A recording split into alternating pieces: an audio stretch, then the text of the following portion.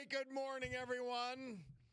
It is a beautiful but a little overcast Friday, October 31st, 2025. They tell me it's Halloween, which is supposed to mean Hallowed Eve, which is supposed to connote religious All Saints Day, but we'll take the secular, I guess. This is the Bob Cordaro Show. I am he, broadcasting today from the United States of America. I can prove it because there are people in Washington and a president actually fighting for the American people. How novel.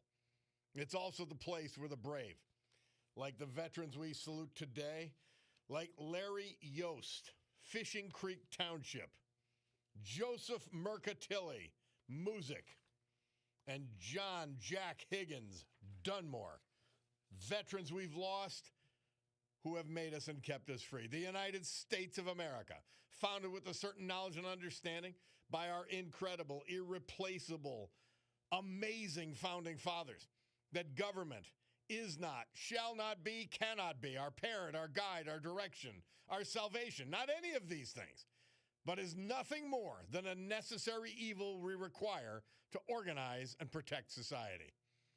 The United States of America, the country where for the first time in human history, freedom was declared to be an unalienable right granted to each individual by God. It was not something that could be parceled out to groups. It was not something that could be controlled by government or government officials, because our great American Constitution ensures and codifies freedom of speech, freedom of religion, freedom of association, economic freedom, and freedom of the press, no matter how they abuse it, no matter how they lie. Now, armed with these freedoms, and only because they had them, a ragtag bunch of immigrants, rejects, and their progeny created the richest, most powerful, most culturally diverse and accepting nation ever to grace our planet Earth.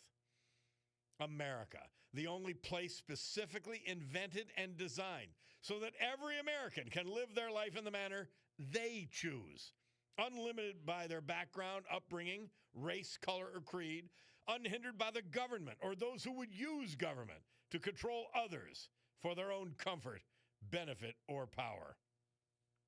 This Bob Cordaro Show, well, it'll always be convincingly conservative, lovingly logical, proudly and passionately patriotic, and reliably right. And so, we gavel to order this meeting of the Club for Common Sense, noting for you that because of our commitment to common sense, we will create for the balance of this morning a sanctuary of sanity for you in a world that has gone insane. An entire political party, the Democrat leadership, is gone. They're gonzo.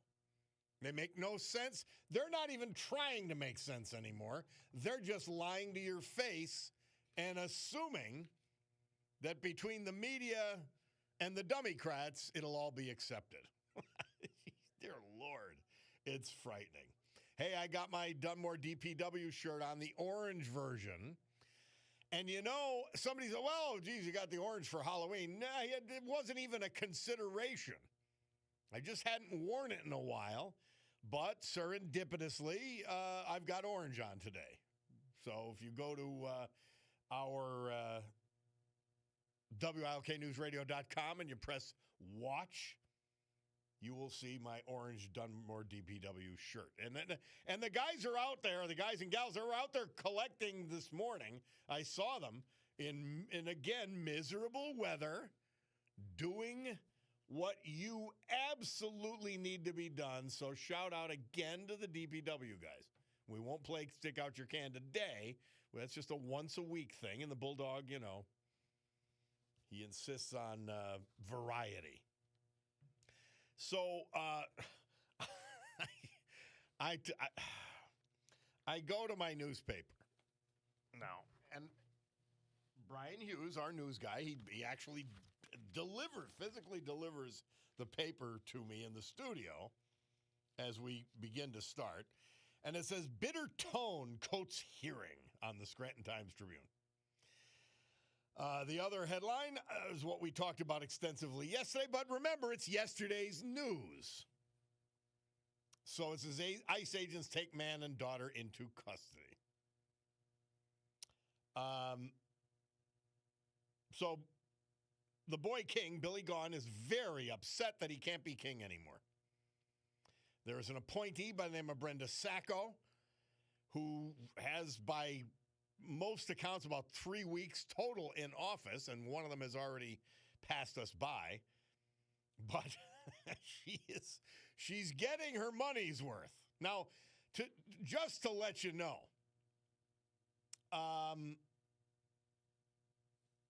the boy king, Billy Gaughan, he's misbehaved before. He apparently becomes a child whenever there's a question to his authority or whatever. I mean, I saved it because it was curious to me. I know people had such bitter political differences when I was county commissioner, but when we were at the Wilkes-Barre-Scranton International Airport, it was completely bipartisan. And the bi-county board, it was at that time the commissioners and the of Lackawanna County commissioners of Luzerne County were the board. Now it's a little different because of this silly Luzerne County Council nonsense. But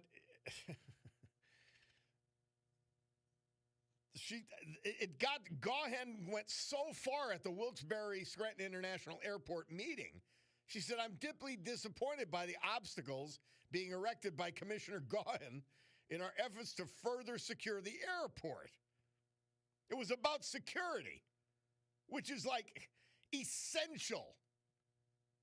I remember when I hired George Bieber to be the head of security at the Wilkes-Barre-Scranton International Airport. I said, "George, first of all, I know you're deadly serious about security. I know you know your business. But know that you cannot screw up once. I'm trusting you with everything, lives, reputation, everything." And he took it seriously, and he delivered for us and for administrations beyond ours. And now the boy king, who's throwing spit fits everywhere, apparently. Jesus. You can't make this up. And his running mate, who's trying to become the majority commissioner with him, Cappellini, Mike Cappellini, I know him. I mean, volatile would be a charitable description of his personality. Wow, those two together, getting questioned, amazing, scary. So, yeah, the boy king, Billy Gaughan, is apparently having spit fits everywhere. To the point where Crocamo, the Luzerne County, executive director, whatever they call that, she called him out by name at a meeting. Oh, Lord. Scary stuff.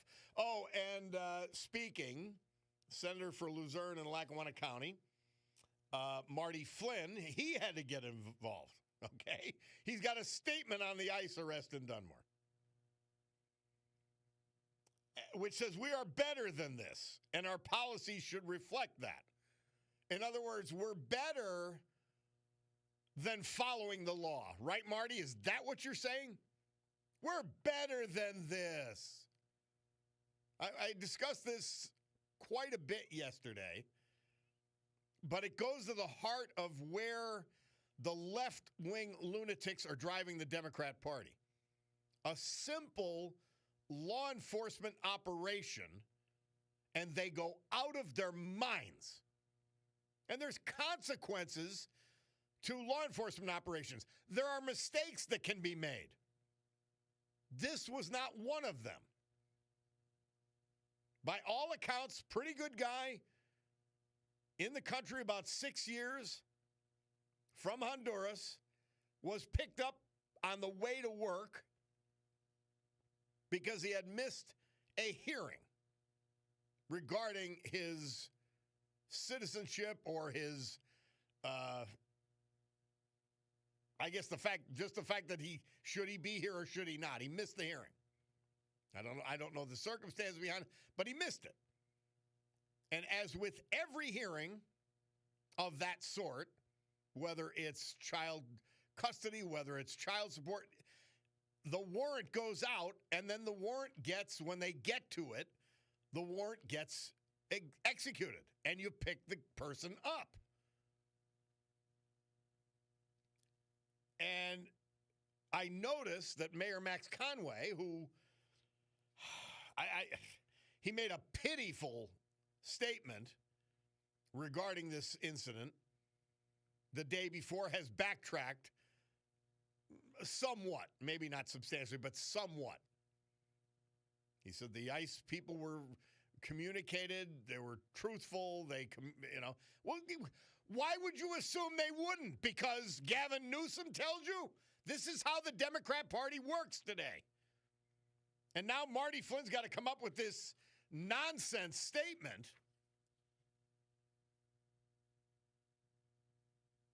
Our shared goals of safety and justice. Well, our shared goals of safety and justice, Senator Flynn, are that the laws be enforced. I was walking with Cutie and the dog last night. I said, all right, let us say that we decide, well, you know what? It's not that big a deal to go through the stop sign. And go through the stop sign. Just ignore them. It's okay. Now, is that a serious offense? Well, it certainly could be. And between illegal alien truck drivers killing people and other illegal aliens and gangs wreaking havoc on normal American citizens, we've experienced that, because that one time you go through the stop sign because nobody enforces it, somebody gets killed.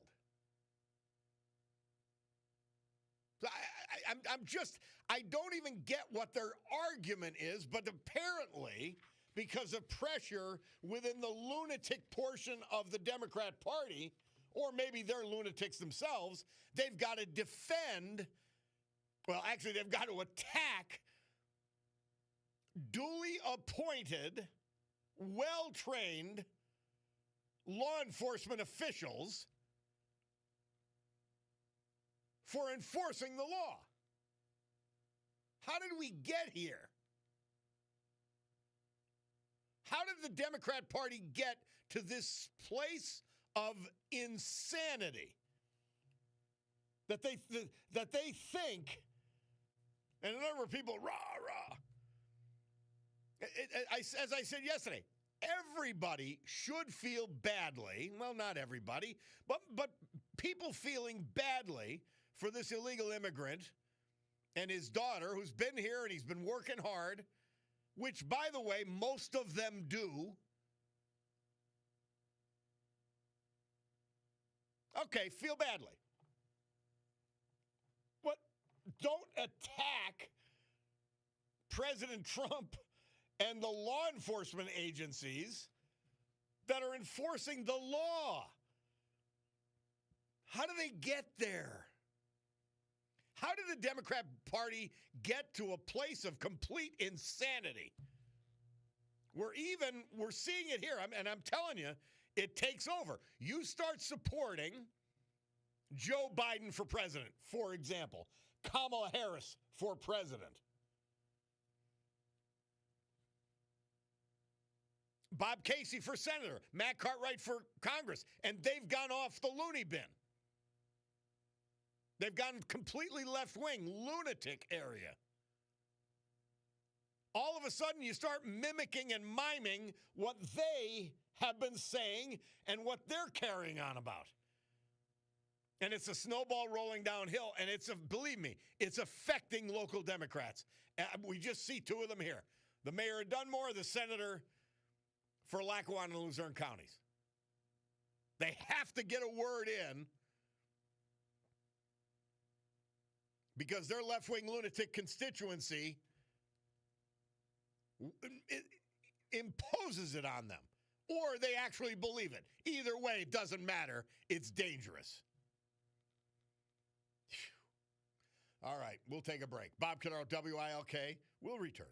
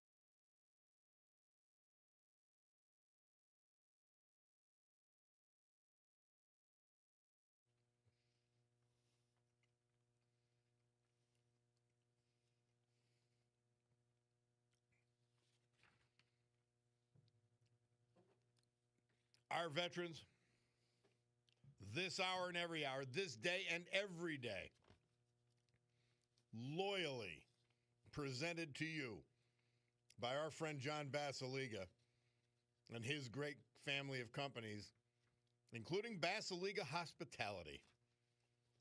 We're in the weekend now, guys. I could use a drink right now. The Old Brook Inn, 307 Springbrook Township. The Far Street Tavern in the great Trips Park section of West Scranton. And the Queen City Tavern right in downtown Oliphant. The greatest bar restaurants, as good as it gets. Fine dining, yeah, we got that too. The Terra 519, a modern take on fine dining that you will not find anywhere. The Stegmeyer Mansion. Oh, just off the charts. It's like going to Newport and having dinner at one of the great mansions you tour. Larry Yost, Army veteran. He loved NASCAR, hunting. He was 77. He was from Fishing Creek Township when we lost him October 16th. His wife was by his side. Born in Benton, in 1967, graduate of Benton High School. He then faithfully served his country in the U.S. Army. He worked in construction and as a truck driver. Member Durs Christian Church. He was also a member of the Oriental Lodge F&AM of Orangeville and the Shikshini American Legion. He loved NASCAR. He loved putting models together. He loved hunting. Surviving Larry Yost, his wife Nancy, the former Nancy Harpst. They'd been married in 1988. Also, 2 sons, stepchildren, numerous step-grandchildren and step-great-grandchildren, and 3 step-great-great-grandchildren. A number of his siblings survive. Lost a stepson, Jamie May, before his passing. Larry Yost, our great veteran this hour, brought to you by John Basiliga and Basiliga Hospitality. Storm Tracker 16 forecast from meteorologist Joe Snedeker. The National Weather Service has issued a wind advisory today for Halloween. The advisory includes Lackawanna, Luzerne, Susquehanna, Wyoming, Wayne, and Pike counties.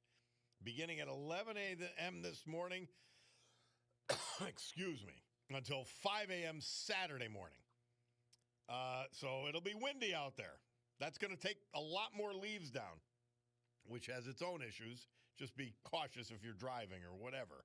Today, a mix of clouds and sun, windy with a chance of showers, high near 50, 48 degrees outside the studios as I speak. Tonight, partly cloudy down to 40. Saturday, partly sunny, 53. Sunday, partly sunny, 55 or better. Now, so do kids go out? I guess this is verboten at this point. Do kids go out on the Halloween and, just go to random houses and ask for candy? I guess that's a thing of the past. I mean, just talking for those of you that are younger, and those of you who are younger and have children, we used to put together whatever Halloween costume we could. And we would go to the houses, and then as you're walking around, people would say, hey, this house is given a quarter and a Snickers bar. Oh, well, then the lines, if you were a good stop. And then when we got a little bit older, we would go into the bars. And the bars, all they had was money. They weren't going to give you booze. You didn't want booze at, 11 or 12 or 10 years old. But they'd give you money, and sometimes $1, which was big money.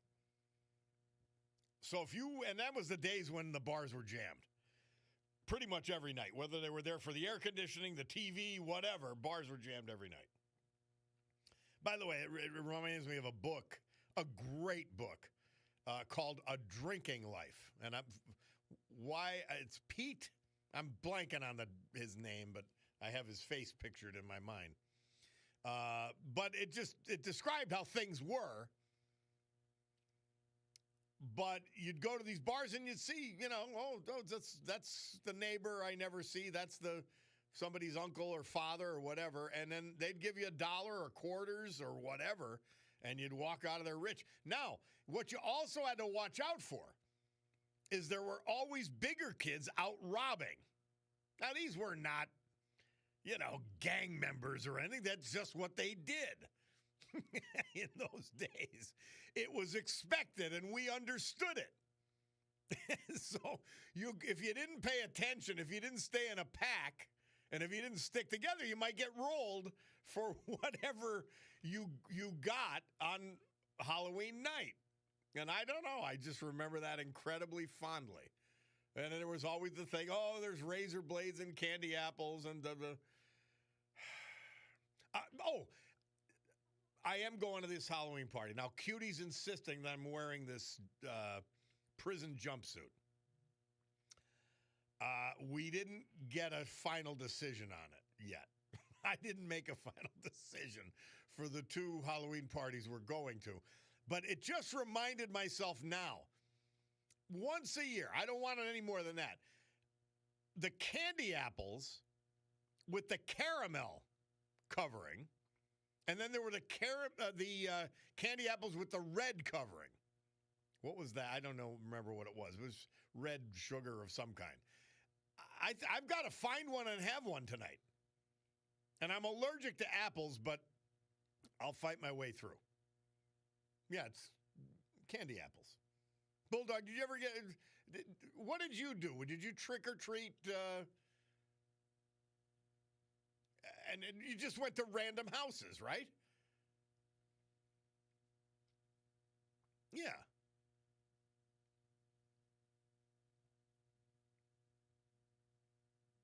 Yeah. And they were very friendly. The bars were very friendly. They loved getting trick-or-treated. It broke their routine of shotting a beer. And they got a kick out of it. And, I don't know, it brought a little life to the bar. Did you have people that would occasionally rob others, the bigger kids? Well, no, but you heard of it, right? Oh, Jessup was that civilized? How about that?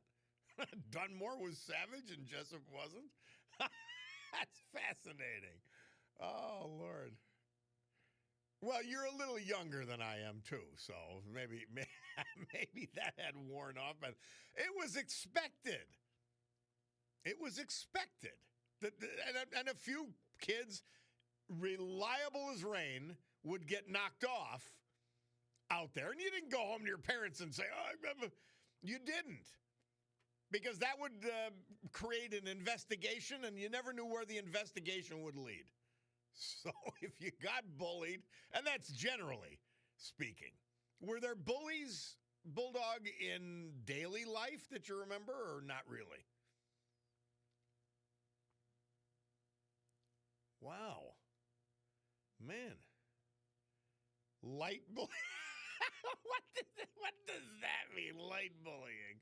So they just say something to you, maybe just give you a little shove, not actual beatings. All right. Well, I'm telling you, I did not know this about Jessup. It's much tamer than Dunmore. That's pretty good. Well, we have to take a break after that illuminating discussion on Halloween's past. We'll take a break and be back. We're going to play only a little bit of music. Both Murph and I agreed that a couple of those songs would be fine, and we focused on the Great Pumpkin and on Monster Mash, and I think that's quite sufficient for Halloween. We'll take a break and be back.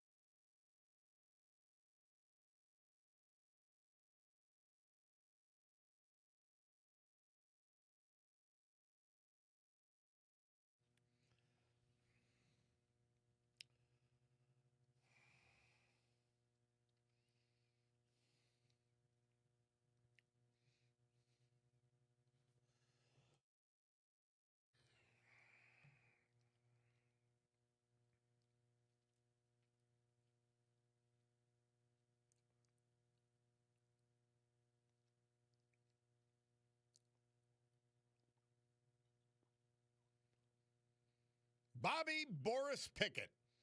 Murph tells us this date, 1962.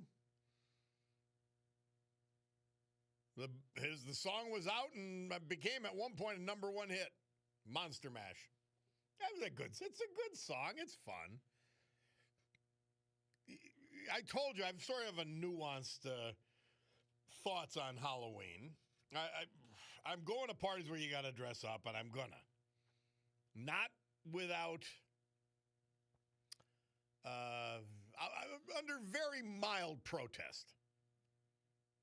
Because I get why people like to dress up and how much fun it is and how they love Halloween and all that. I just don't get it. But I don't look down or think anything other than, hey, they use this as a great excuse to have fun. Like this year, it's on a Friday, so we got two great parties to go to at two great houses, and it's going to be a blast. I unfortunately have to dress up. Now, my favorite outfit of all time, well, second favorite, I went as a madman. Remember that show, The Mad Men? Mad Men, about the 1960s. So I put on a suit and a thinner, older version of a tie that would be in fashion in the 60s, and a fedora. And I went around smoking cigarettes. I was like, that was my favorite outfit. I was comfortable all night. And that may be what I'll revert to. Because Cutie got these things. We're going to see. Well, let's do this. Because we haven't spoke to her. She had a time in the hospital, including in the emergency room. So we'll take the Bloomberg Money Minute later, and we'll go to Lorraine from Hazleton. Hi, Lorraine. Hi. How are you? Well, not the best, but hanging in. But better. Good. Not really, but... Well, I mean, you were in bad shape. You were in tough shape. They had to be in the emergency room, or the intensive care. My gosh. Well, if you'd see me now, I need some intensive care right now. Yep. Well, it's a shame. I said I'm thinking about Lorraine and her difficulties, and here I am eating Krispy Kreme donuts by the dozen. These are, bragging. By the way, these are yesterday's Krispy Kreme. They're as fresh as a daisy.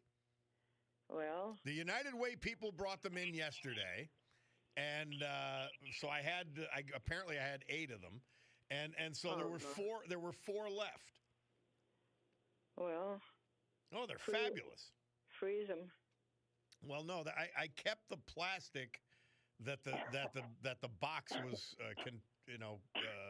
that the box was in, and apparently that kept them fresh in my office overnight. Well, that's good. No specific reaction to that? No. All right, well, because I wish I could eat something here. Yeah, I know. Dear Lord. Yeah. Well, I determined that I told Cutie this. I said, I'm allergic to food. I said, when I don't eat, I feel great. When I eat, that's the only time I don't feel great. Well, either way, I don't feel great. Food don't interest me, but yet I'm hungry for something good. Yeah. Like homemade pierogies. Homemade pierogi, yeah. Yeah. I say pierogi. I got into that habit. I don't know why. Yeah, I would say pierogi. Pierogi, okay. When I was little. All right, well, Lorraine, because we've got to go to Bloomberg in a couple of minutes. Do you have a poem for us or no? Well, I want to know what I get for reciting it.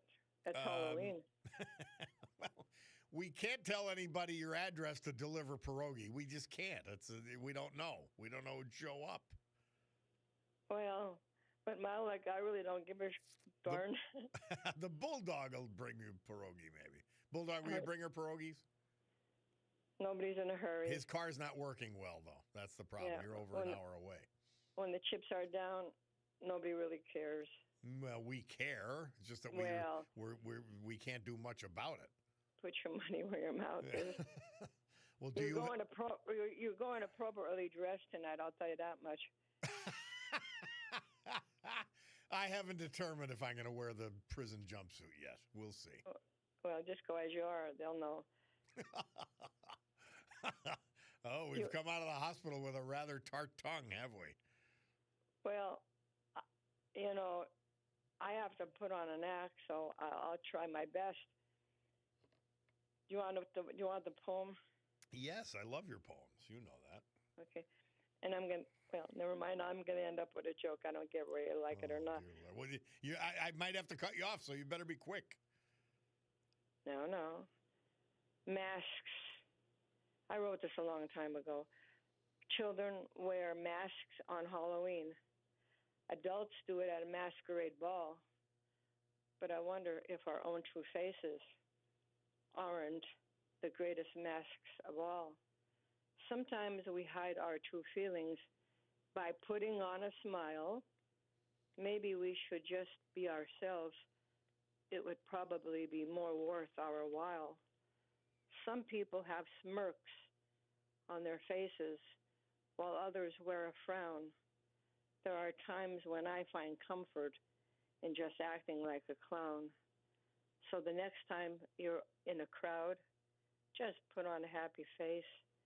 This way you'll be more at ease and you won't feel so out of place. That's very good. That's really good. Well, thank you. Thank you. All right. Now, all right, Lorraine, we've got 50 seconds left. You got to Okay. tell your joke. Go ahead. I'll let you tell a joke. It's Halloween. You just got out of the hospital. Well, how big of you? Listen, okay, there was a man that he was a big sinner, and he wanted to go to confession. He went to the priest, and he said, the biggest, to the priest, I have the biggest sin of all. I love to steal, especially at night. And after he was done hearing his confession, the priest said, well, he said, I'm going to give you your penance. I want you to make a novena. And the penitent said, okay, Father, you get the plans, I'll get the wood tonight. Make a novena, so he was going to get Lord. the wood. I feared that your joke was that bad. Oh, you're full of... And it turned out to be true. You're full of hovno, and you know what that is. Oh, my Lord. Well, okay, Lorraine, that'll be your last joke for a little while. We don't care what's going on. We love thanks. you, dear. We You love don't you, dear. We care. got to go. It's 9:55 on my Bacardo's watch.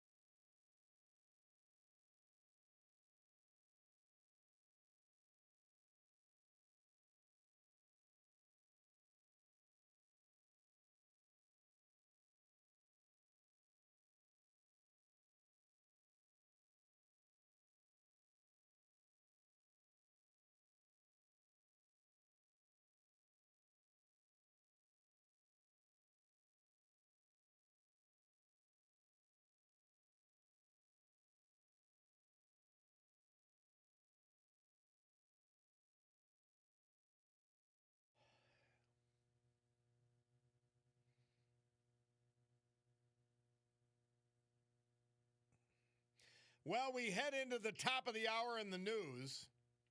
I can't believe our first hour is already gone. And we do so with the Supremes because this date, 1964, they had the number one hit and their second number one with Baby Love. That's a great song, isn't it? Well, my Picardo Jewelers watch tells me it's 10 on the nose. We'll be back after that.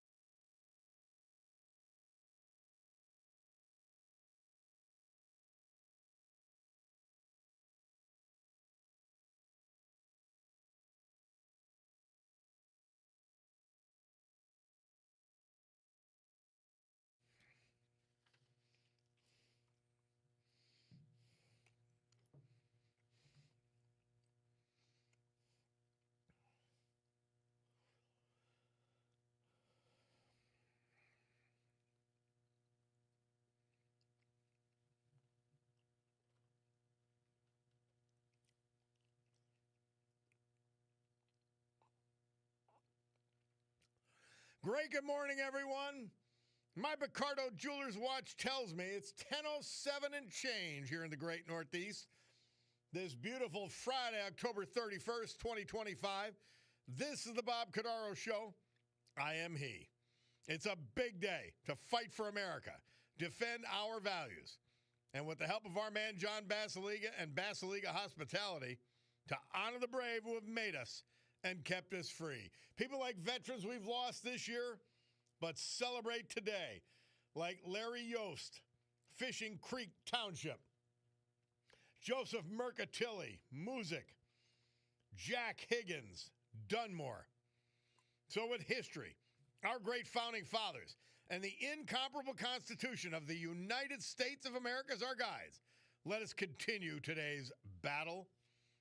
Gaveling back to order this meeting of the Club for Common Sense, promising you that because of our commitment to common sense, we will provide a sanctuary of sanity for all of you in media, academia, and the Democrat Party and its leadership, which has gone completely insane. Somebody texts in, Bob, my EBT food stamps go away tomorrow. Oh, I forgot. I have to work one of my two jobs. Next week, welfare queens, there's a new sheriff in town, Donald Trump. Now, so he's blaming, the listener's blaming Donald Trump. So this is how these things happen. The disgraceful media lies. And by the way, they haven't even been lying that badly on this whole thing. But by reflex and training, the Republicans are the people who take away the punch bowl. And the Democrats are the people who love you when it's exactly the opposite. The Republicans give you an opportunity, and their philosophy, and conservatives, they give you the opportunity to achieve and to have your best life and have complete freedom. The Democrats want to control your every action, from the car you drive to what you pay to drive that car, to how you build your house, and we could go on and on. And they want the government to control all of that. And they're the ones who are having the hissy fit and have shut the government down. Senate Democrats, period. No less than John Fetterman, a Senate Democrat, called them out on it. I don't even know what planet you live on to blame Donald Trump for that. I really don't. Obamacare. Now, this is what the fight is about. It is about a couple $100 billion for illegal alien Medicaid and Medicare coverage. It is. But what is the real important thing for the Democrats? It's to defend Obamacare, ACA, Affordable Care Act, which has made health insurance unaffordable. Now, a friend of mine sent this to me, and it capsulizes the argument that I've been making with you from the beginning. $400 billion got to go to Obamacare under the Democrat shutdown plan. The statement says Obamacare ACA started in 2014. Obama lied about keeping your doctor and keeping your plan. Yep. Health insurance prices skyrocketed almost immediately for all Americans. That does not count deductibles and copays. All skyrocketed. By 2021, it was so expensive, Biden and the Dems passed the temporary subsidies to hide the cost of Obamacare. Oh, well, let's give subsidies. Well, the money goes right to the insurance companies. That's the $400 billion they want. It goes right to the insurance companies. You don't get it. So they passed these subsidies in the midst of COVID when no one was paying attention. On December 31st this year, the 2021 subsidies expire. Democrats want to steal an additional $1.5 trillion, which, by the way, we don't have. So how insane is this discussion we're having? They want to spend $1.5 trillion on health care, health insurance. Money we do not have, which covers up the failure of one of their signature programs, which they can't admit is a failure, Obamacare. And also to pay for health insurance and coverage and medical bills of illegal aliens that they let into the country. It's crazy. The $1.5 trillion from the taxpayer and future generations, not even born yet. They want to add that to the continuing resolution of their budget, by the way, a Democrat budget. That's why guys like Rand Paul voted against it. And that is to continue the temporary 2021 subsidies forever in order to hide how much of a disaster Obamacare has become and always was. That's what this is about, guys. Yeah, they want to take care of illegal aliens. We know that, and they're lying about it. But the biggest lie of all is that Obamacare has been a good thing and that it has worked. And that's the lie, that they want $400 billion of borrowed money beyond the deficit we already have in order to proceed with government. And so poor people who are on SNAP, government workers who are essential and have to show up regardless of whether they're getting paid or not, they're the ones taking it in the neck because of these sick Democrats. There's no nice about it. There's no good about it. There's no good for the country. There's no higher virtue. It's cover up for lies. That there was an enormous cost continuing and obviously during the Biden administration for the illegal aliens they let flood into this country, and that Obamacare has failed. That's what it's about.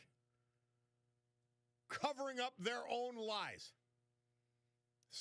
Somebody had a note, speaking of a left-wing lunatic, Billy Gahn must have been a milk monitor that everyone hated. Do you remember the milk monitors? Oh, that's hilarious. They'd come in with those crates of the milk, and then they would pass it out. That one made me laugh. Yes, it is. So he's a boy king and a former milk monitor. That's where he got his boy king training. Somebody says, so they need to start changing the laws. Because if a regular American missed the court hearing and they put out a bench warrant, the cops would still come after that regular American the same way. All these wackadoodles who think that immigration is not a crime when done illegally need to get their, need to get their heads in line. That's from one of our listeners.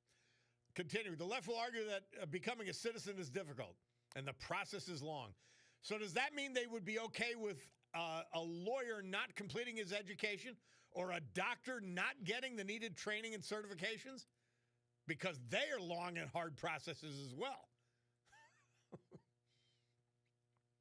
Someone else referencing Marty Flynn, they seem to forget that they're the ones who write the laws. Don't bitch about it. Change it if that's what you want. If a law is written and law enforcement are following the rules, then it's their fault if they allow a law that does not do this. They don't want to admit that the illegals are even here. Because then they know what asses they would look like for defending Joe Biden and Kamala and supporting them. You got to remember, this is all based on lies. The entire philosophy of the Democrat Party is based on lies and is untruthful, unfactual. That's where the Democrat Party has gone. Sad. And we need them to become normal again, desperately. Somebody said, I have yet to find a leftist supporter to at least admit if the Democrats voted for the continuing resolution, the government would be open and food stamps would be fine. Remember, they're supporting a lie, so they must lie. What do you have to do to support this insanity? You've got to be a liar and a hypocrite. It's unavoidable. That is why when they put out for the military to get paid, the Democrats voted no. That's why when they voted for essential government workers to get paid, the Democrats voted no. Wow. Somebody says, Bob, people want to see illegal criminals deported first. Okay. Take out the gangbangers, drug pushers, and any with crimes. Then they could start looking at who is here illegally, common sense. When you miss a hearing, as happened with the Dunmore guy, the guy living in Dunmore, let me be more accurate.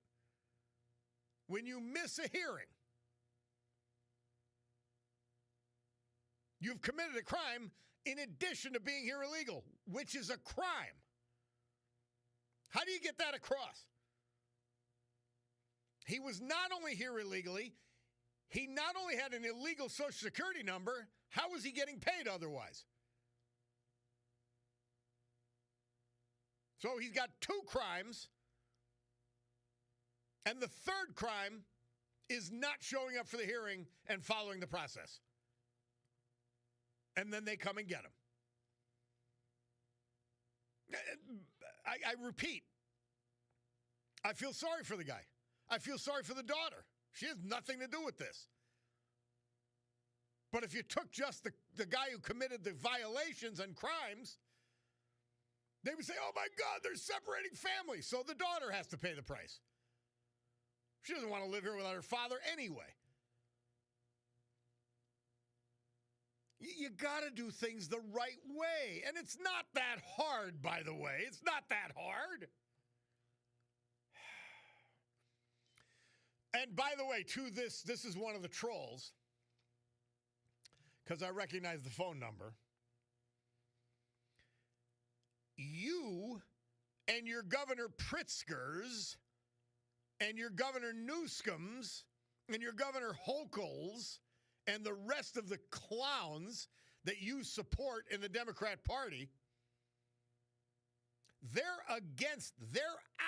outraged that anyone is being deported. They're outraged that anyone's being taken off the streets. So please, don't give me the bullspit about, well, just go after the criminals first. They're trying to do that. And who's stopping them? Democrats suing, getting in front of left-wing lunatic Democrat judges, Democrat mayors, Democrat governors. Who's preventing that? So don't give me the nonsense, the lie that, oh, just get the criminals. They're not letting them get the criminals. They're not letting them bring in the National Guard to defend the ICE facilities. So you're a liar. Well, we knew that already. You're a liar. That's sad. You should be ashamed of yourself. Unbelievable. Here this capsulated. Democrats went from there aren't that many illegals here to they're not taking any jobs Americans want to, well, they're working, leave them alone.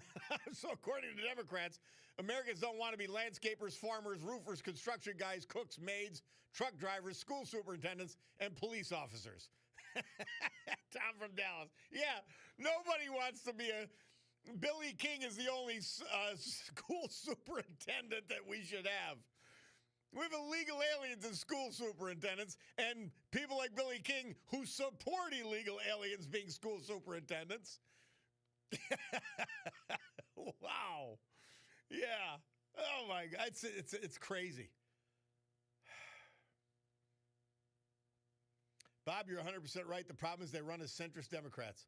Most voters don't pay attention to politics only near election time. And then they turn insane. Yep. We need to take this break. Bob Cordaro, WILK. Obamacare is a failure. And vote against. Vote no. I love that commercial. Supreme Court idiots, Wecht, Donahue, and Doherty. We'll be back.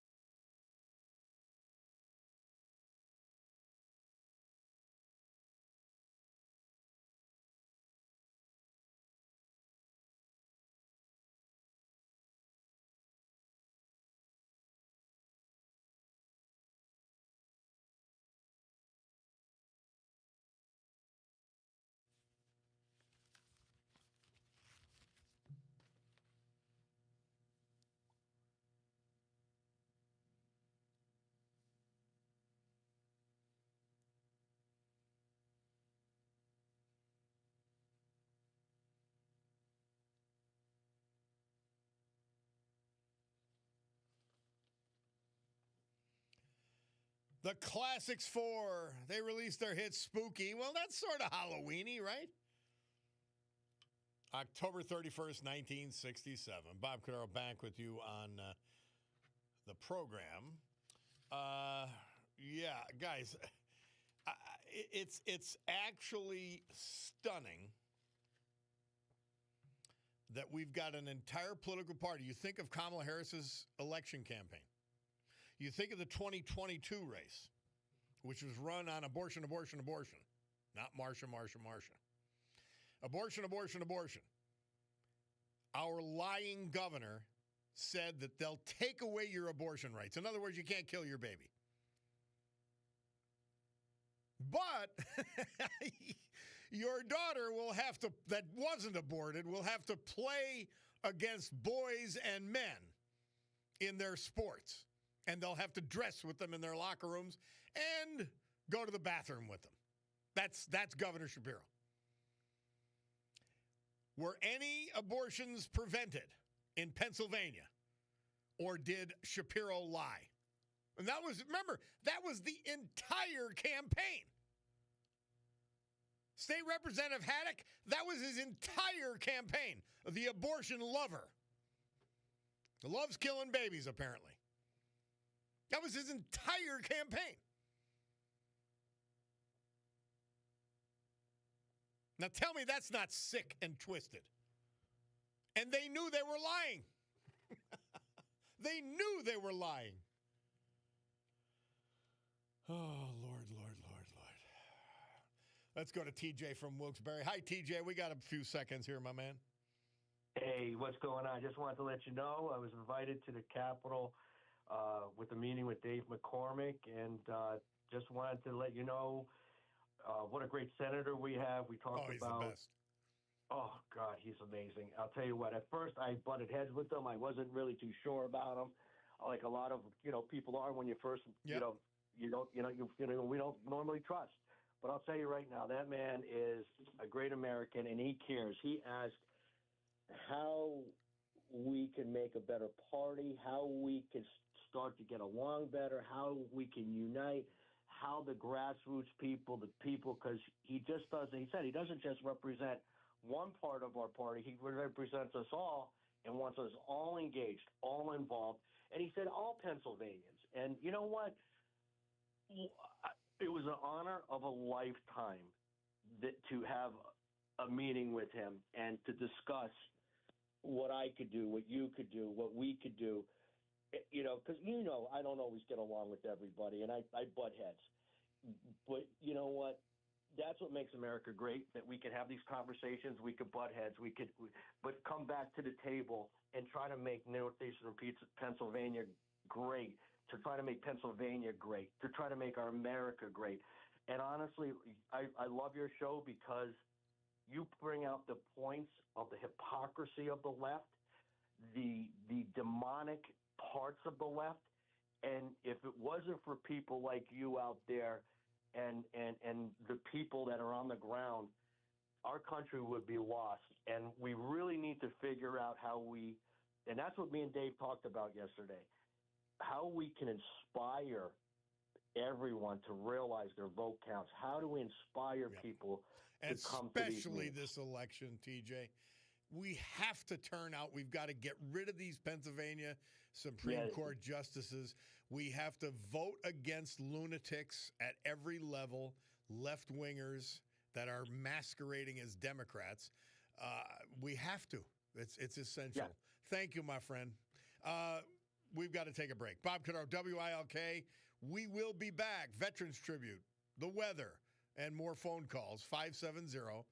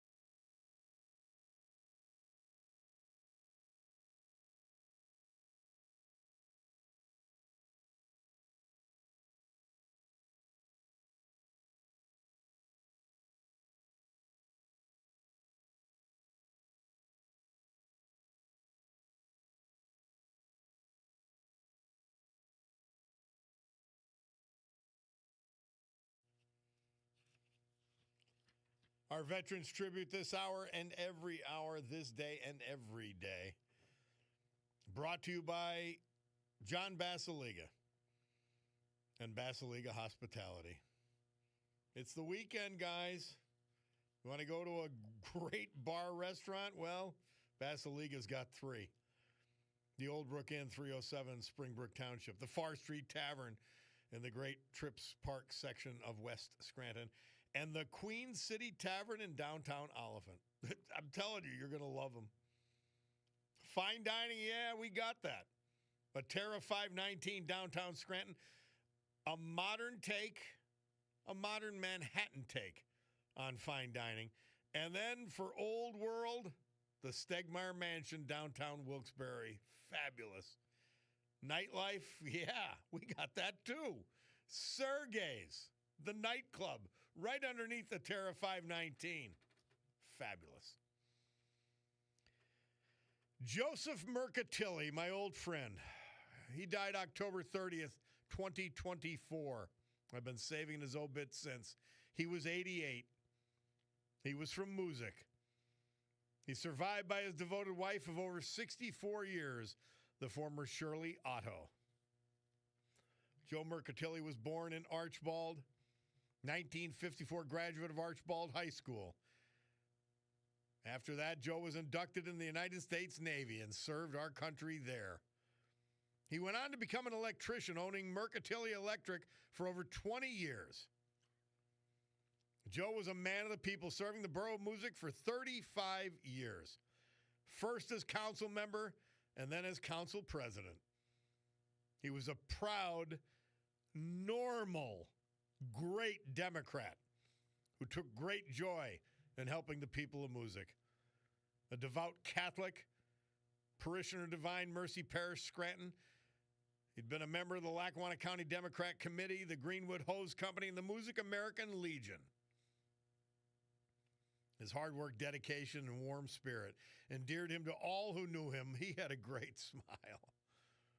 He was happy to enjoy a Miller Lite and chat with anyone.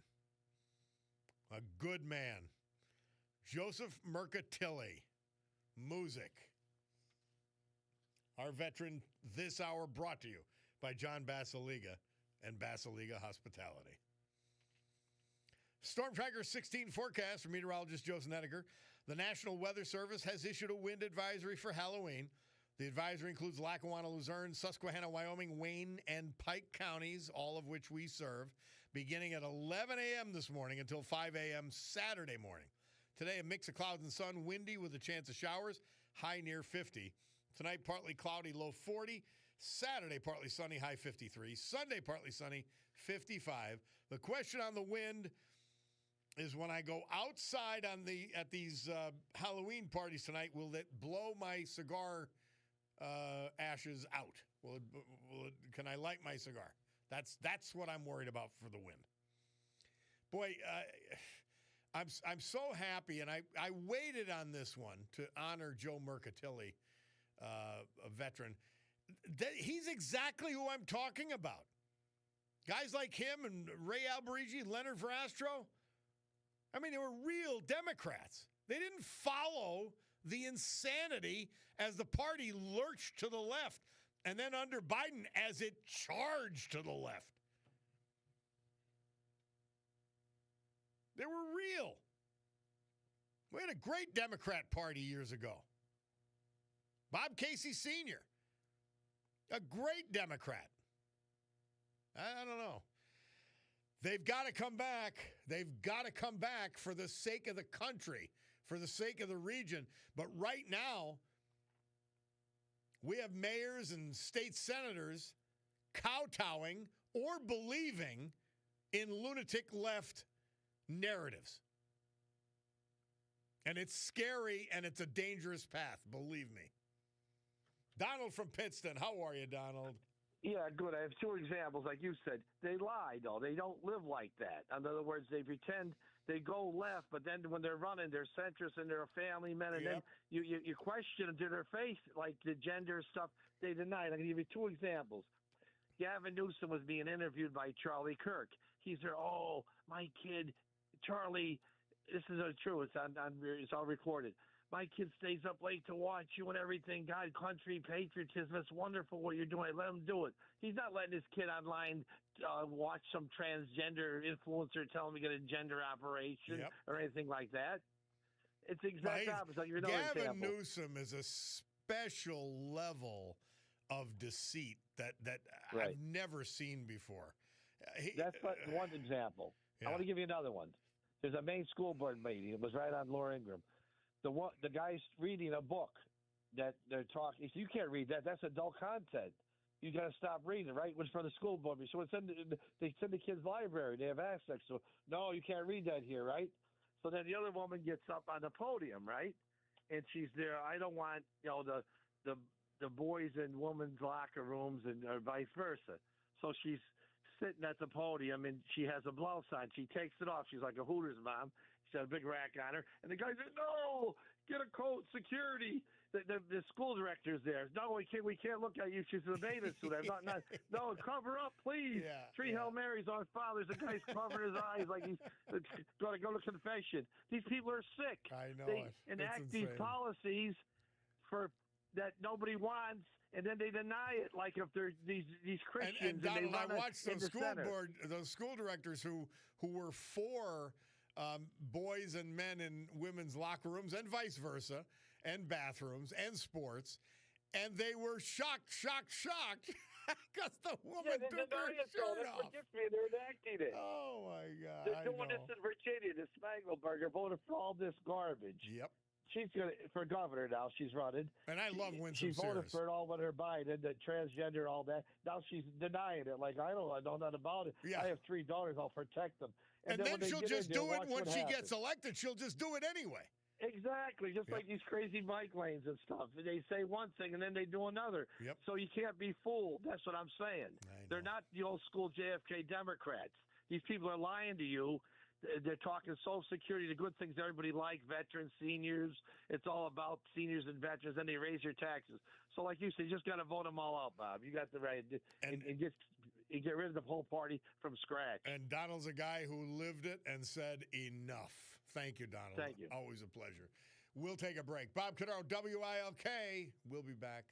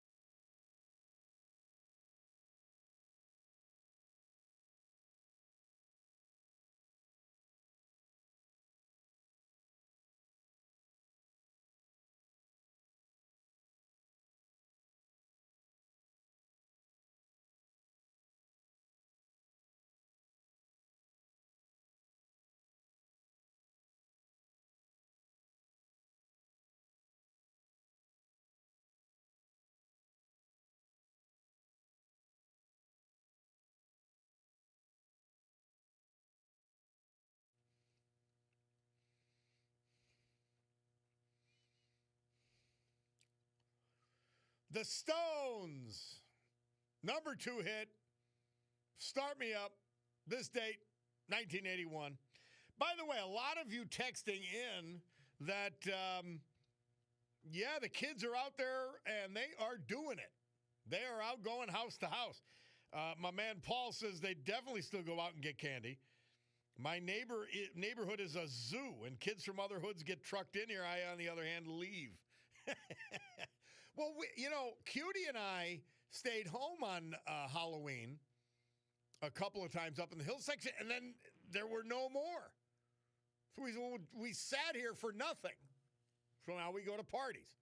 By the way, Parker W. Bartley, he gives me an LTS, and he says, Pete Hamill. How I forgot Pete Hamill. He wrote A Drinking Life. I'm telling you, you want to read about old school and the way the 50s, 60s were. A Drinking Life is, that's a great book. Great book. Pete Hamill is a liberal, but I love his books. Somebody said not somebody, Sean from Larksville says, my kids still go out, but not walking as much. I have to drive them around because there's only certain streets that have houses that give.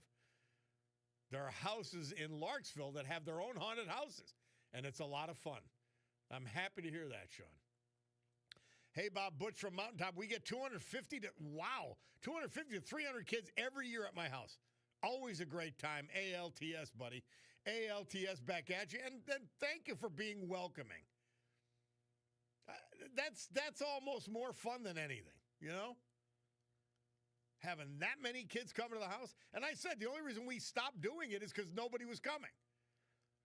And now Bob, I live in Mountaintop in an area where we still get trick-or-treaters.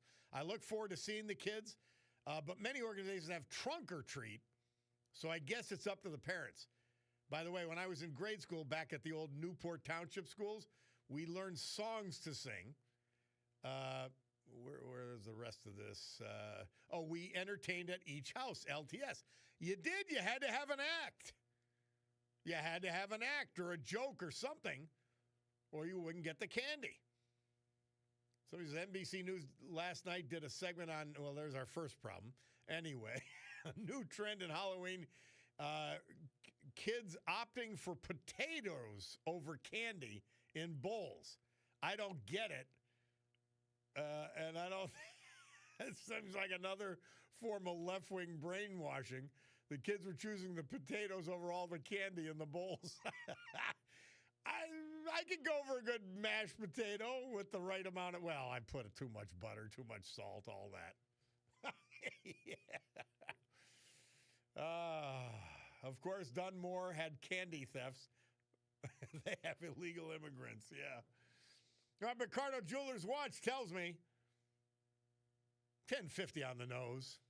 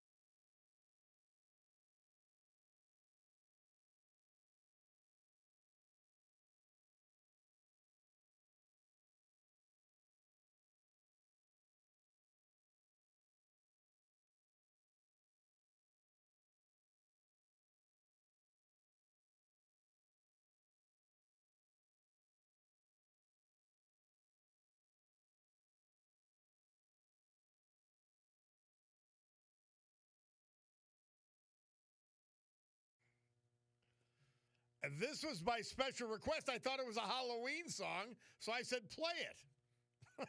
No. I thought it was like Canned Heat.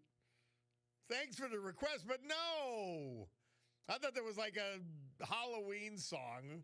We got our list. You know, Murph works at this hard, and no music history. All right. Well, we live and learn. I thought it was something. And Bulldog, but we did it for you anyway. All right, let's go to Peter from Shavertown on politics and Halloween. How are you, Peter? Hi, Bob, LTS. LTS back at you, man. Hey, in the spirit of Halloween, I got to share this thought I had last night. I was watching the President and Melania doing their thing at the White House in the back lawn there and giving out treats and whatnot. And if you saw any of it, you saw the U.S. military band playing violins and playing music the whole hour. And you saw pumpkins all over the place and a pretty orderly gathering. And I couldn't help, and it looked pretty classy, but yeah. I couldn't help but think back to Joe Biden's Easter festival on the grass there. And we call the dude in the sequin dress the Easter Bunny leading Biden to nowhere, and the rest of the land of the misfit toys. And think about the contrast there. I got to tell you, it is like a nightmare that has passed. You know, it really is. Oh gosh, scary stuff. I'll finish real quick. I know you got news coming up, but when I was a kid back in Jersey, in the Princeton area, when we were kids, we went to my parents took us to the Gettysburg Centennial in Gettysburg in 63. And I remember coming out of that with a Confederate uniform. My brothers who were born north of the Mason-Dixon line had Union uniforms. And for the next 5 years, my mom and dad would dress us up in these Yankee and Confederate outfits. You would get punished for the Confederate outfit. They'd turn you into a Nazi today. they would. And my mom would take a Kingsford charcoal briquette, smear it on our faces. We'd have beards and go around trick-or-treating. It was hilarious. It was a great time. So you did blackface and Confederate. You guys, man, you wouldn't get a Snickers bar anywhere. I'm headed your way for a party tonight, so it's good to hear from Shavertown. Thanks, Pete. You bet. Thanks, Bob. Thank you. Oh, Lord. Can you imagine that today? And nobody thought anything of it. They weren't trying to bother anybody. But blackface and Confederate outfits. Wow. Somebody texted, Bob, I read the book Reflection of a Town Driver. That's by my friend Chris Finazzo, who I was at Fort Zix with. Excellent book, says Mary. Thanks so much for having Chris on your show, LTS. LTS back at you. By the way, my brother Mike says they get hundreds of trick-or-treaters up in his Clark Summit area. I love hearing that. Somebody else, Bob, I got rolled in Dunmore by the Crazy Hill. I pocketed my money. They only got the candy. See, we were prepared back in those days. You knew these things could happen. Somebody says, I went to a party last night dressed up as Garfield, and everybody thought I was Luzerne County Councilman Bob Thornton. By the way, Bob Thornton, he's my new favorite. He's my new favorite. I hope and pray that he wins on Tuesday. Love him. So, and if he has resemblance to Garfield, all the better. You know, all the better. All right, we got to go to the news. My Bacardo Jewelers watch, which, to mention to you, Bacardo Jewelers on Spruce Street and Jefferson Avenue, catty corner from the Radisson. They've got Raymond Weil, Breitling, Oris, Longines, Michelle, Shinola, Luminox, Swiss Army, Seiko, Tory Burch, Victorinox, Bulova, and my very own brand, the Bacardo Jewelers watch. 11:01 it tells me, and change. Time for the news. We'll be back.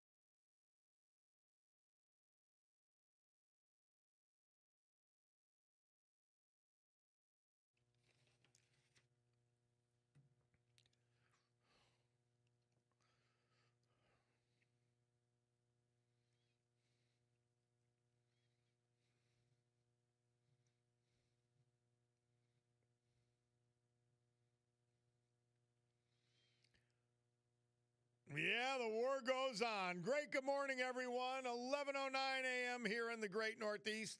That's what it says on my Cordaro Jewelers watch. This beautiful but a little windy Friday, October 31, 2025. This is the Bob Cordaro Show. I am he. It's a big day to fight for America, defend our values, and with the help of our man John Basiliga, to honor the brave who have made us and kept us free. People like the veterans we lost this year and last, but celebrate today thanks to John, like Larry Yost, Fishing Creek Township, Joseph Mercatilli, Music, and Jack Higgins, Dunmore. So with history, our great founding fathers, and the incomparable Constitution of the United States of America as our guides, let us continue today's battle. Gaveling back to order this meeting of the Club for Common Sense, promising you that because of our commitment to common sense, we will provide a sanctuary of sanity for all for the balance of this hour. Can't promise beyond that, but you got it now. So take it, bathe in it, luxuriate in it, enjoy it. And part of the common sense, I love that no, no, no, no commercial. Supreme Court, vote no, Wecht, Donahue, Doherty, 3 phony left-wing lunatics. Yeah, remember being shut down? Do you remember all the asinine rules that Governor Wolf and his Attorney General Shapiro imposed upon all of you? You could go to a bar and you had to sit at a table that was pushed up against the bar. For some reason, you could drink until 10 o'clock, but not later. I mean, these were insane people. And Rachel Levine could take her mother out of the nursing home as she was shipping infected seniors back into the nursing home, but she could take her mother out. Wow. Please remember, we're not going to let you forget. And we've got a statewide race, and we've talked to you about 2 candidates that we love, not like, love. Matt Wolford, he is running for Commonwealth Court. And Maria Batista, she is running for Superior Court. And you hear her ads on here, and that warms my heart every time I hear her name. And she's with us. Thank you for the surprise call, Maria. We appreciate you coming on. Well, it's always glad to join your show. I'm just traveling from Delaware County back to Harrisburg, and so I had a very interesting morning, and I met a lot of wonderful people at the Chester Transit Center, people that were taking the bus or the train, and then I went to a Catholic social services where people could get a nice meal, and I have a new appreciation for Wawa. You know, where I live in the Northwest, there are no Wawas. It's all cheap. But they donate the food, the breakfast food, and they donated today macaroni and cheese and chicken for folks that came to get a meal. Oh, nice. And so I spoke to them. So I have a new appreciation for Wawa for what they're doing for the community. Nice, nice. Well, I'll tell you what, I'll be blown away if you don't prevail with all the hard work you put in over 2 election cycles, not just one. That's correct. It's hard to believe. It's hard to believe that it's almost here. It's November 4th in just a couple of days. And, you know, I almost won in 23. We came in first place in 52 of 67 counties. And lost by 1.39%. But, you know, I'm working just as hard, if not harder this time. And we know there's a lot of differences between 2 years ago and now. And people were, number one, more informed. They want to know what's happening in their court system. Mm-hmm. Number two, our registrations have changed significantly since 2023. Thank you, Scott Pressler. More comfortable doing the mail-in ballots. Yeah. So I really feel very confident that we're going to be successful, but I don't take it for granted. I'm working hard as if I'm 5 steps behind. Maria Batista, she's our candidate for Superior Court, fully endorsed. We love her. What are you doing over this final weekend? There's so much of the state to cover. Where do you focus? Well, I'm trying to hit areas where I can meet people that I may not otherwise meet, just like today. I was in Delaware County yesterday morning. I was in Delaware County. Then I went up to Schuylkill County. I'm going back to Dauphin right now. We're trying to make a decision where I might be tonight. Tomorrow morning, there's a big red rally in Blair County. And then I'm actually going to go back to my own hometown. There's a pancake breakfast for the community there, and I want them to know that I'm still thinking about my own community. I come from a rural area, but it's a big state to cover. Yeah. I'll be back into Harrisburg with a church on Sunday morning, and then we're making some decisions for the rest of that day. And to be honest with you, on Election Day, I won't be in my own county. I did vote early. I voted in person on demand at the voter registration office, and so that I could be in a bigger area for Election Day. So, right now I'm leaning, believe it or not, to be in Chester County, the whole other side of the state.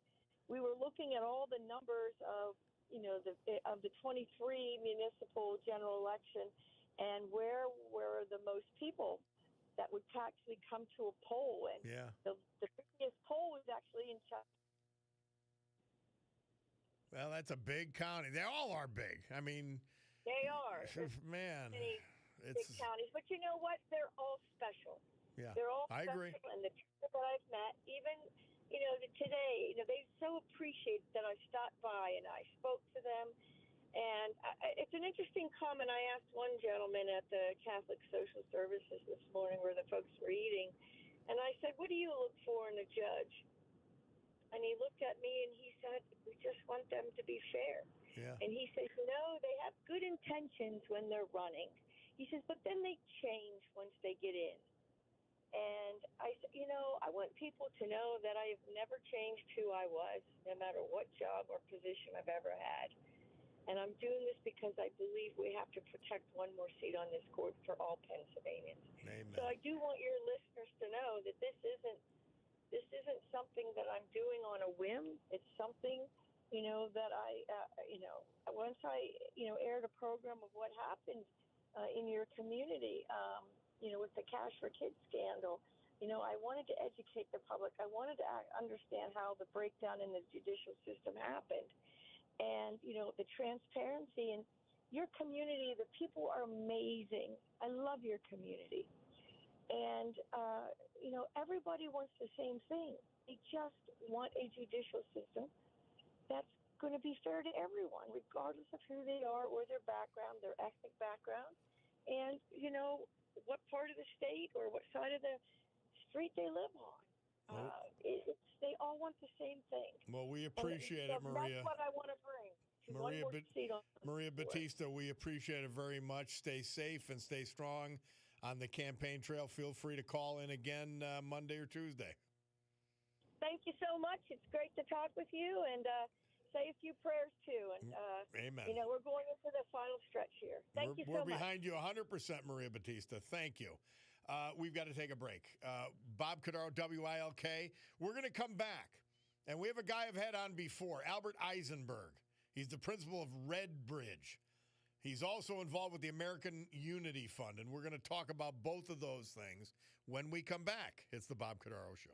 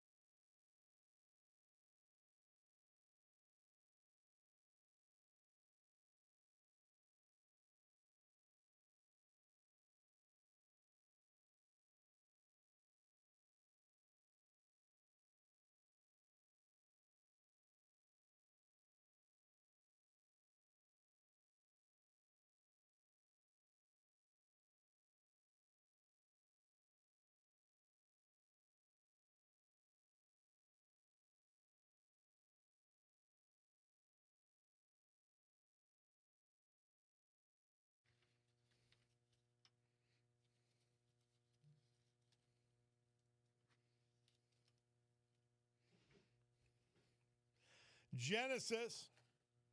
Murph tells us this date, 1983, they released their hit, That Is All, or That's All, however you prefer.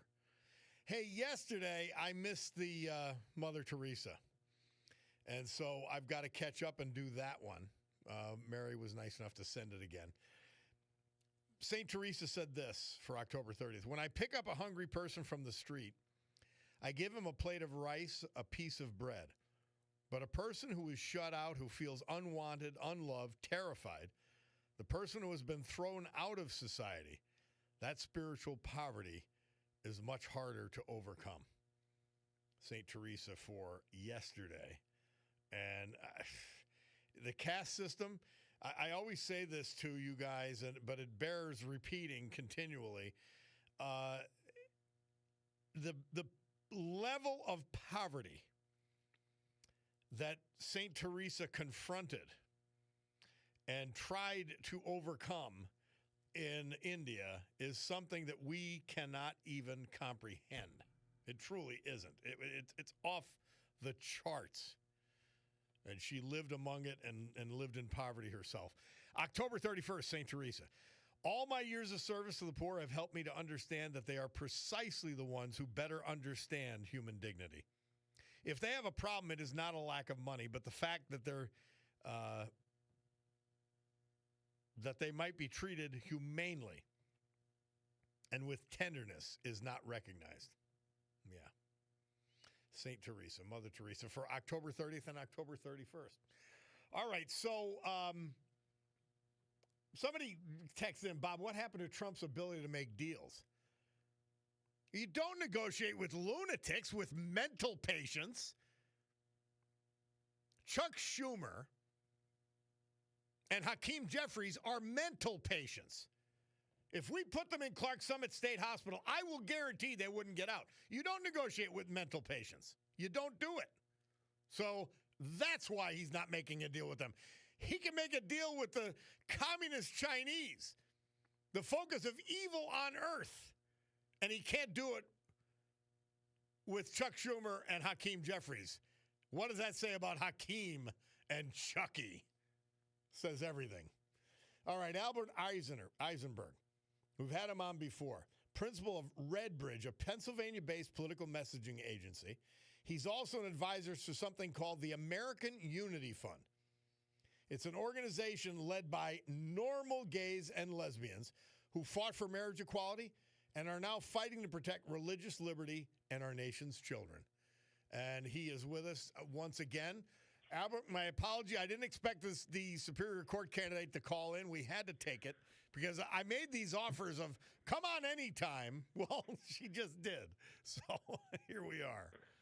Bob, it's great to join you. The only other call I would have accepted would be our esteemed former State Health Secretary, Dr. Rachel Levine, calling to defend her record after moving her mother to a high-end hotel.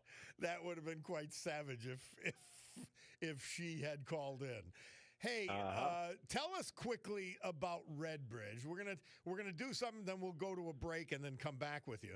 But tell us something about Redbridge, your political messaging agency.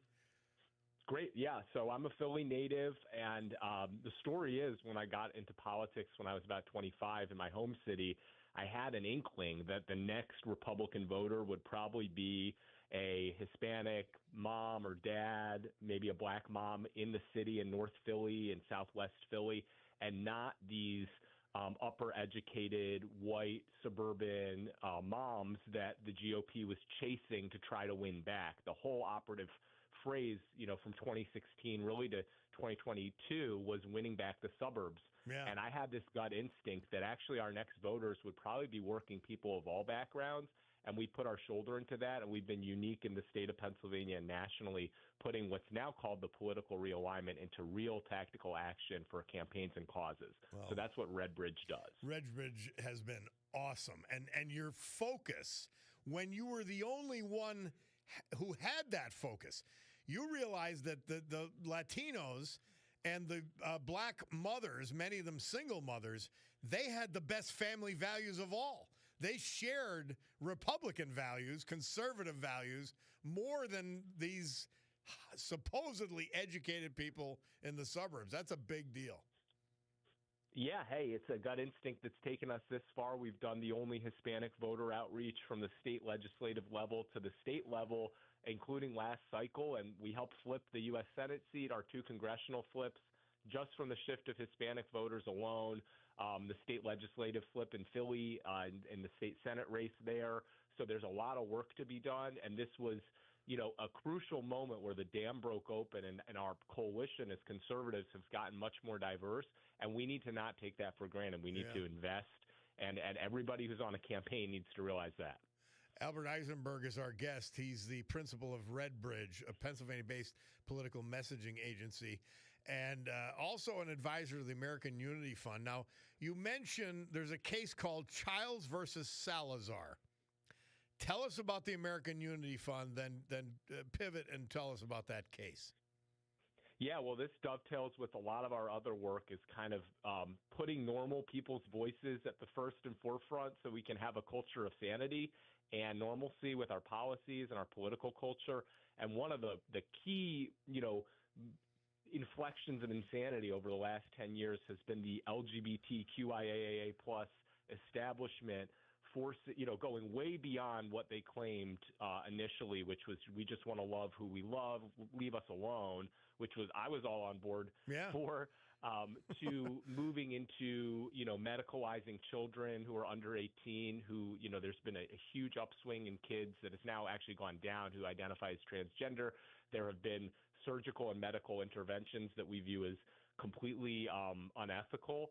And American Unity Fund is the main right-leaning LGBT gay organization. So just, normal gay adults and lesbian adults and even some transgender adults who basically say, whoa, we didn't ask for this, and our voices should be listened to here.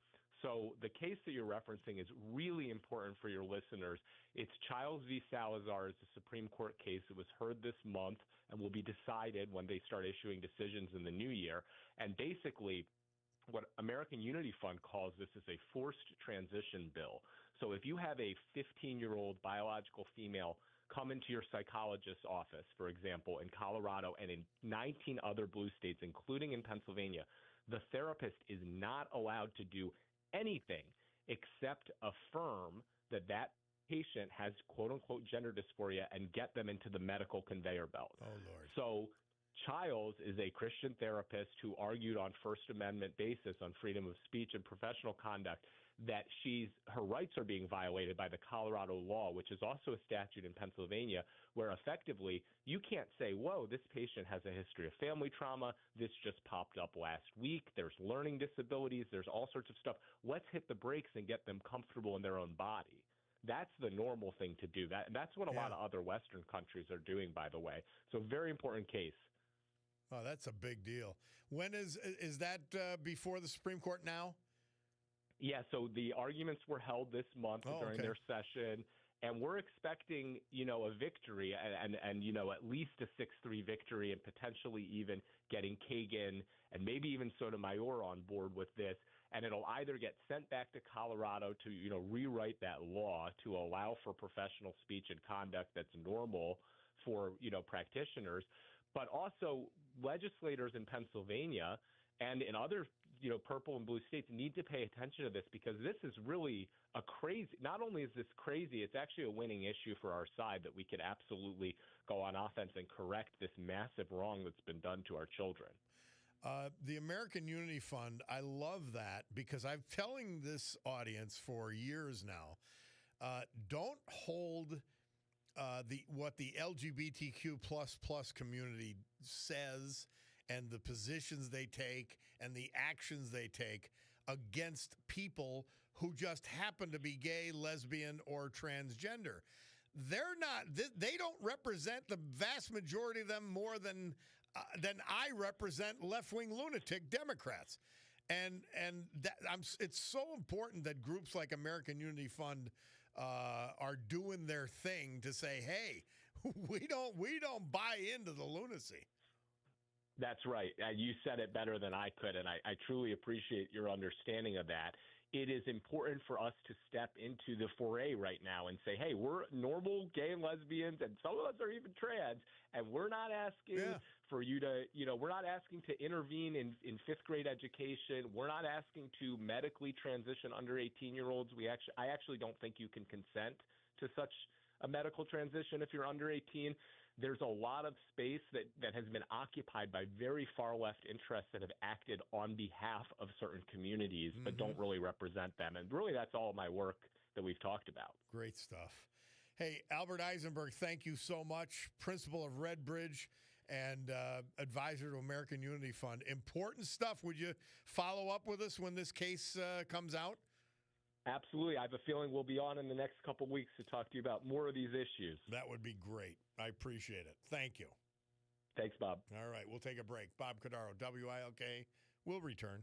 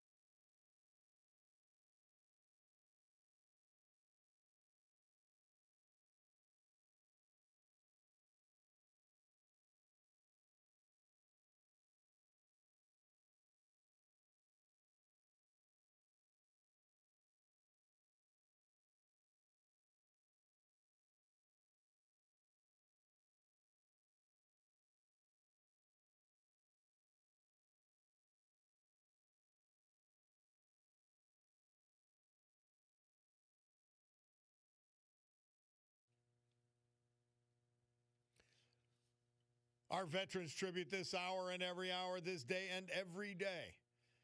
Brought to you by our man, a true patriot, John Basiliga. Basiliga Hospitality, the place to turn this weekend for fun. And I mean it. 3-bar restaurants beyond compare. The Old Brook Inn, 307, Springbrook Township. Food, atmosphere, the whole package. Queen City Tavern, downtown Oliphant. Go see it. You won't think you're in the same place that existed before John got involved. Far Street Tavern, a reimagined neighborhood bar in the Great Trips Park section of West Scranton. Fine dining. I can't wait to get there again at Terra 519, downtown Scranton. I just love hanging out there. It's understated Manhattan in a modern take. And then the Stegmeyer Mansion, old school. Set up in a gorgeous mansion with tremendous food and atmosphere. Downtown Wilkes-Barre.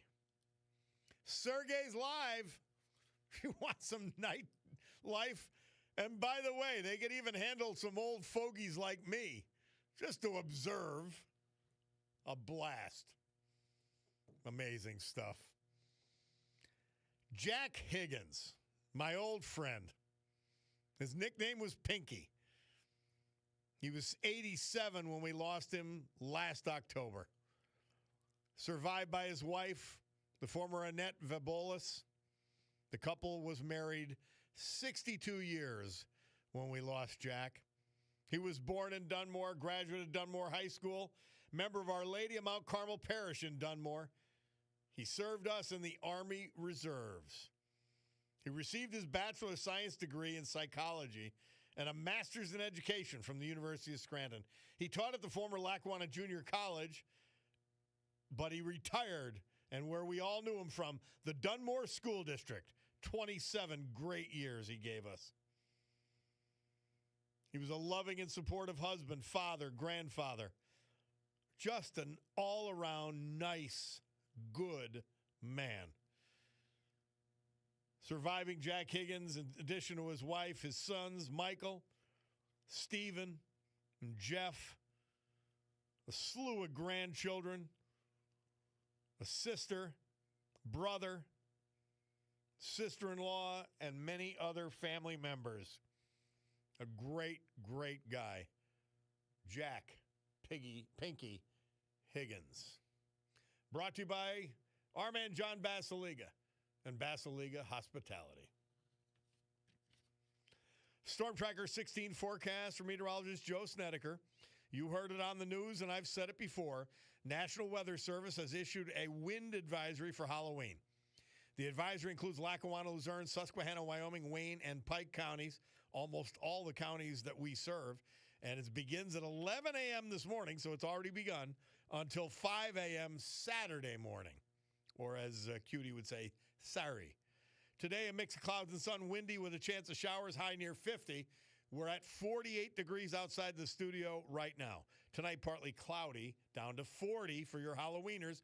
And we found out there's a lot of Halloweening on. I love it.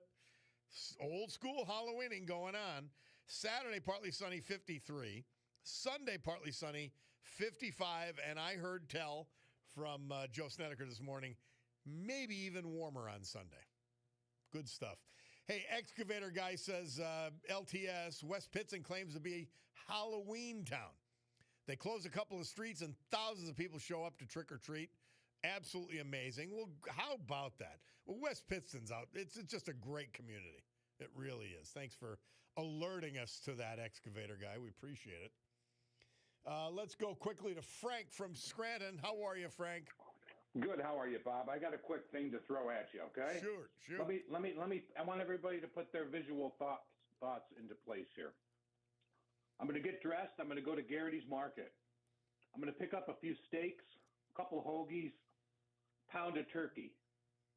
I'm going to leave without paying for it. Garrity's is going to notify the police. Police are going to say to me, "You got to go to court and see the judge, plead your case." I don't show up. Okay? And then when I don't show up, I get arrested. Yes. Because I didn't go to court for stealing turkey and hoagies and whatnot. And if you don't go to them, they come to you. Correct. So if I'm riding my bike to Redner's to steal some more turkey, do you think Marty Flynn will write a letter in a very fancy letterhead and say it's not right that they took Frank to jail because, well, he needed the turkey and the hoagie and the steak? My point is, actions have consequences unless you're a white male. or a white female or an American citizen. Uh, this situation with this man in Dunmore, unfortunate. But guess what? And I feel for the guy. I feel for the daughter. But that doesn't mean you ignore the law. You should be mad at the man because he put his daughter in that circumstance. Yeah. Because she's a victim of circumstance. But we can't throw laws out. Bottom line is, what I'm seeing on social media, in the newspaper, in with political, the Dunmore wackadoo mayor and Marty Flynn and the rest of the crew. What is there no laws anymore, or are they selective laws for people who aren't citizens? They get to do not follow the law. Yep. If you're a citizen, you must follow the law. If you're an illegal, there are no laws for you here, and everything is free. That is the reality, and that's what it is. How much longer do we, American citizens, let this go on before things get really ugly and it gets out of hand really bad? Frank, I was pointing out in the first hour, I said, look, because I was walking the dog last night, and I said, well, okay, if we just say, you don't have to stop at the stop signs anymore, somebody's eventually going to get killed. But once they say it's okay, and your example's even better than mine. It's true. Right. So my point is this can't go on. It can't be allowed to happen. And the problem is there's a 10 to 15% fringe that control the media and bend the social media directions and things of that nature that make the general public believe in great numbers that we're wrong for saying the poor man from Honduras riding his bicycle with a sad face and ripped sneakers and soiled clothes, going to work to help his Dunmore Bucks wearing sweatshirt daughter have a better life. Whitey ruined it for them. They ruined it for them. We can't have that. This has to stop. We are at the tipping point that there's no coming back from. I'm sorry, folks. If you don't like what I'm saying, don't like it. But you know it's the truth. Well, and Bob, this has to end. Total truth. It's a sad truth. But again, when that guy cannot make his payments for child support, he gets put away. And Correct. It's like, unless I feel bad about it. Yeah, but you're right. Listen, you're right. I don't feel bad about the man from Honduras because he did it to himself. Listen, if he went to court, who knows? I don't know this for a fact, but it's probably likely. If he had gone to court and showed up, his daughter would still be wearing the Dunmore Bucks sweatshirt and be happy and gleeful in her classroom, and his bicycle would be fine, and it would still be at his home, and he'd be riding to wherever his job is. There are laws. They must be followed. And if there's laws, everybody has to follow them. Frank, certainly illegal. Let me say this, and I know the discussions that I will have and have had with people who have the sentiment that this was so horrible. And I'll ask them the same question. They'll agree with me. Yeah, you're right. And then they will still be outraged the next time it happens.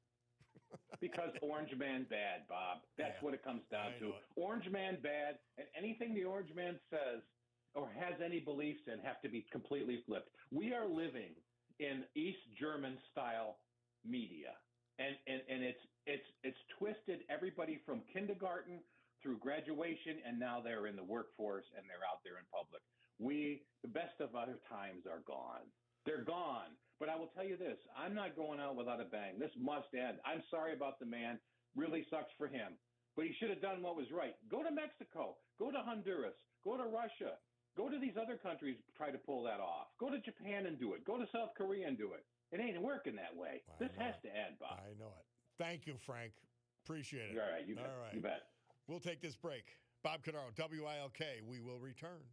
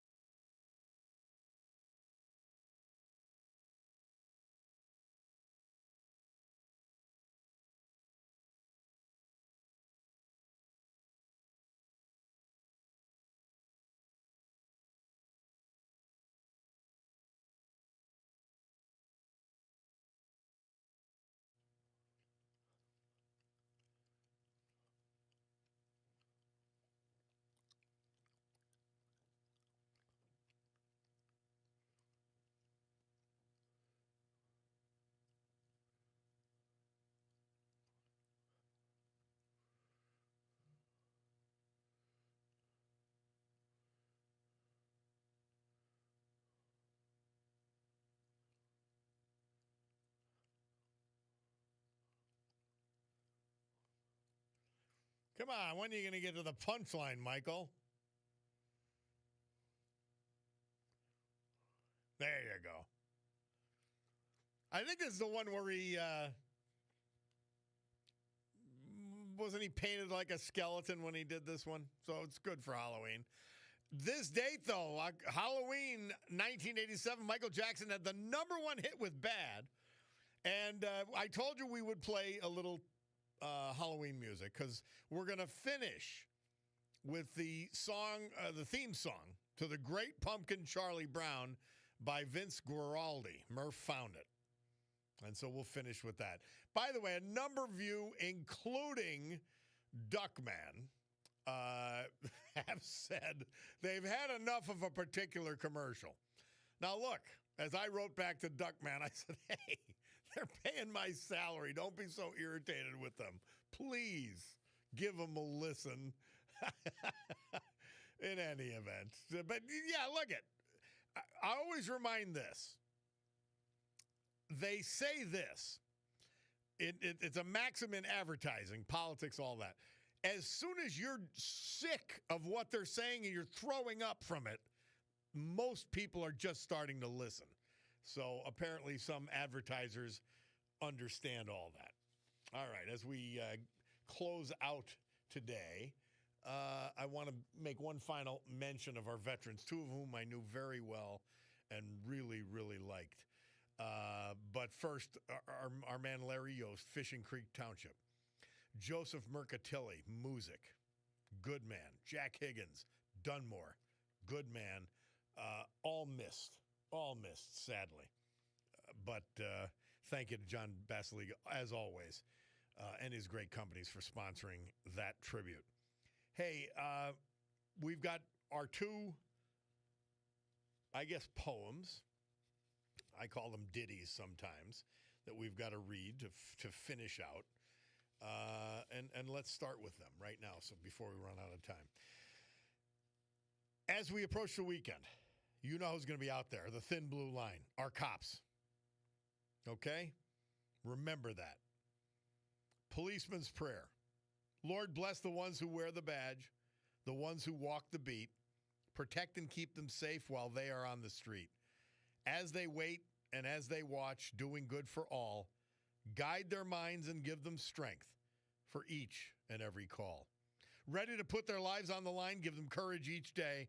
Let them know you're always there in each and every way. So bless the ones who wear the badge, protect them from harm, always keep them safe and in your loving arms. The policeman's prayer. God bless them this weekend, one and all.